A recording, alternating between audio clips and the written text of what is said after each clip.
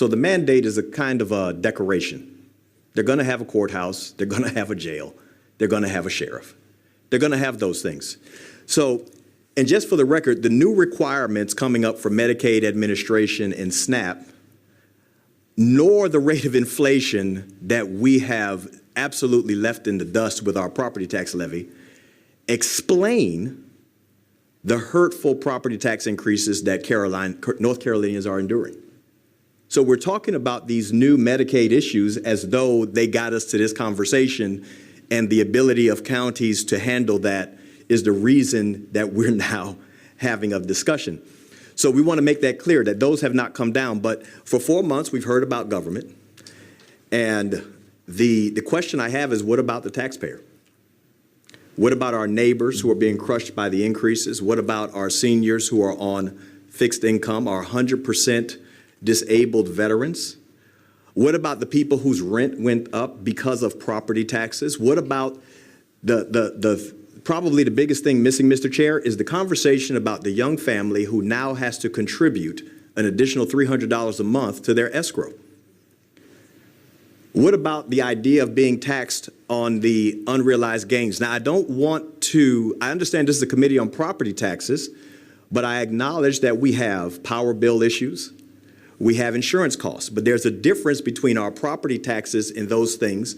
And that difference is the government is levying that tax on people. That's not a free market. That's not simply a regulation. That's the government taking money from people for whatever cause, noble or not. So we have to remember that these are the people we represent. I sent a letter to as many county commissioners or their clerks as I could get a hold of their information. And the response was overwhelming, because the misinformation about what this committee is doing is enormous. I haven't heard anyone propose eliminating taxes or cutting back their budgets.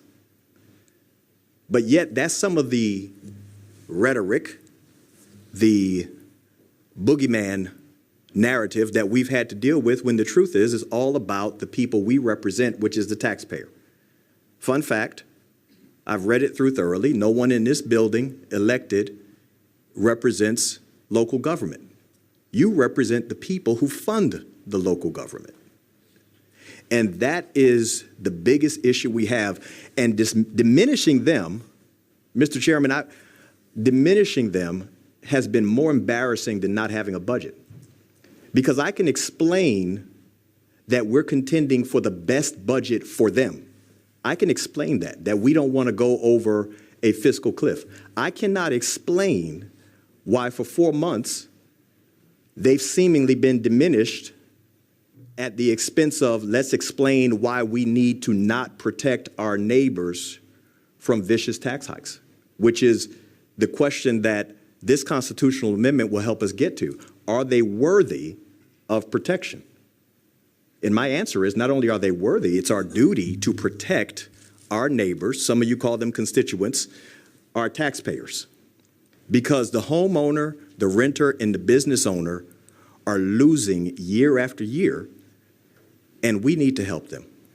And I've told them all that I'm confident in you. They have nothing to fear. We have to work out the sausage. We have to consider every angle. But in the end, our neighbors are going to be protected by this committee. So I think that the constitutional amendment is an amazing first step. And it allows them to express that support for the protections that they need. Thank you, Mr. Chair. Thank you. Representative Cunningham.